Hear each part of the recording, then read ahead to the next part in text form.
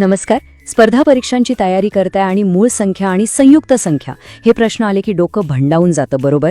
पण आता काळजी करायचं काहीच कारण नाही, कारण आज आपण काही अशा जबरदस्त शॉर्टकट ट्रिक्स पाहणार आहोत की ज्याने हे प्रश्न अगदी चुटकीसरशी सुटतील. चला तर मग सुरुवात करूया. होतं काय माहितीये, आपण एकाच प्रश्नात इतका वेळ घालवतो की बाकीचे सोपे प्रश्न हातातून निसटून जातात. आणि खास करून हे मूळ संख्या ओळखण्याचे किंवा मोजण्याचे प्रश्न हे तर अगदी टाइम ट्रॅप सारखेच वाटतात. पण थांबा, आज आपण ज्या ट्रिक्स शिकणार आहोत ना, त्यानंतर असं अजिबात होणार नाही. बरं, डायरेक्ट शॉर्टकटवर उडी मारण्याआधी काही बेसिक गोष्टी, काही पायाभूत नियम पाहणं खूप गरजेचं आहे, कारण कधीकधी ना थेट या नियमांवरच प्रश्न येतात. चला पटकन एक उजळणी करूया. मूळ संख्या म्हणजे काय, तर जिला फक्त 1 ने आणि सदा त्याच संख्येने भाग जातो, सिंपल.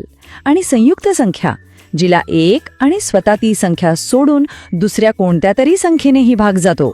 झालं. आता यावर आधारित काही महत्वाचे नियम पाहूया. सगळ्यात पहिला आणि सगळ्यात महत्वाचा नियम तो म्हणजे आकडा 1. लक्षात ठेवा, 1 ही संख्या ही मूळ संख्या पण नाही आणि संयुक्त संख्या पण नाही. ही अगदी वेगळी, युनिक आहे. ही गोष्ट डोक्यात फिट बसून ठेवा, कारण यावर हमखास प्रश्न फसवायला टाकतात. आता येतो आकडा 2. ही आहे सगळ्यात लहान मूळ संख्या. पण याबद्दलची सगळ्यात इंटरेस्टिंग गोष्ट माहितीये काय, ही जगातली एकमेव सममूळ संख्या आहे. या 2ला सोडलं तर दुसरी कुठलीच समसंख्या मूळ असूच शकत नाही. किती भारी आहे ना. ओके, पुढचा नंबर आहे 4. ही आहे सर्वात लहान संयुक्त संख्या, म्हणजे जिथून संयुक्त संख्यांची लाईन सुरू होते तो आकडा म्हणजे 4. आणि अजून एक आकडा लक्षात ठेवा, 9. ही आहे सर्वात लहान विषम संयुक्त संख्या. बघा, 4 ही सर्वात लहान संयुक्त संख्या आहे, मान्य, पण ती सम आहे. विषम संख्यांमध्ये ही जबाबदारी 9 पासून सुरू होते. चला, आतापर्यंत पाया पक्का झालाय. आता वेळ आलीये त्या जबरदस्त ट्रिकची, जिची आपण सगळीजण वाट पाहत होतो. एक असा शॉर्टकट जो आपला खूप वेळ वाचवणार आहे. जरा विचार करा, एक असा 10 अंकी मोबाईल नंबर जो आपल्याला 1 ते 100 मधल्या मूळ संख्या मोजायला मदत करेल. म्हणजे आपल्याला पाढे म्हणायची गरज नाही, काही नाही, फक्त एक नंबर लक्षात ठेवायचा. इंटरेस्टिंग वाटते ना. चला तर मग बघूया हा मॅजिक नंबर आहे तरी काय.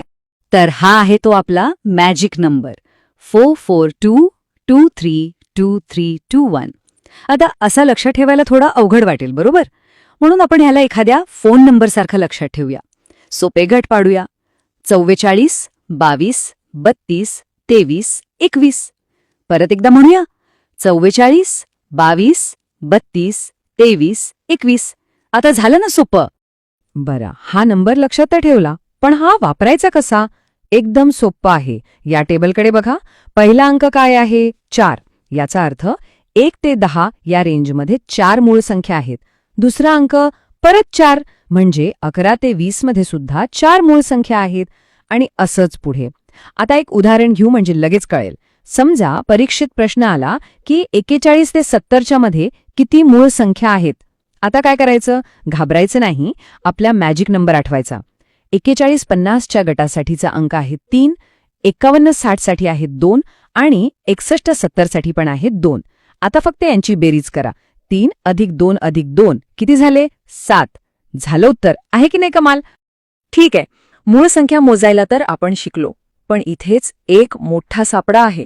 तो म्हणजे संयुक्त संख्या मोजताना होणारी चूक. आणि ही चूक खूप जण करतात. चला बघूया तो सापडा नेमका आहे तरी काय. चला एक साधा प्रश्न पाहूया. 1 ते 100 मध्ये एकूण किती संयुक्त संख्या आहेत. जरा विचार करा.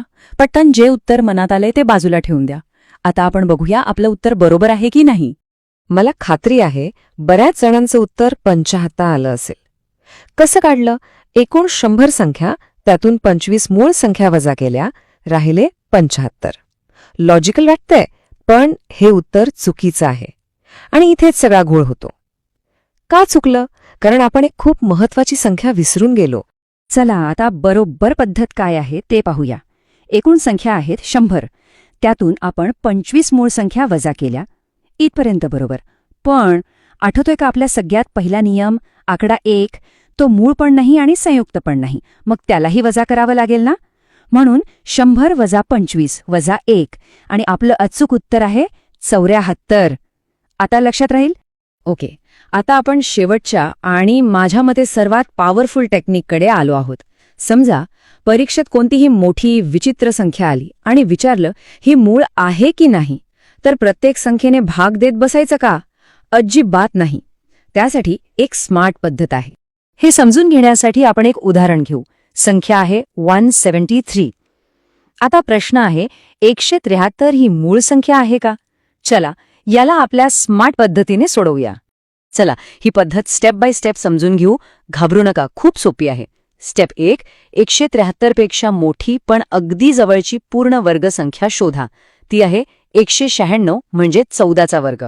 स्टेप 2, आता या 196चा वर्गमूळ काढा, ते आलं 14. स्टेप 3 ही सगळ्यात महत्वाची आहे. आता फक्त 14 पेक्षा लहान असलेल्या मूळ संख्यांची लिस्ट बनवा. कोणत्या आहेत त्या? 2, 3, 5, 7, 11 आणि 13. बरोबर.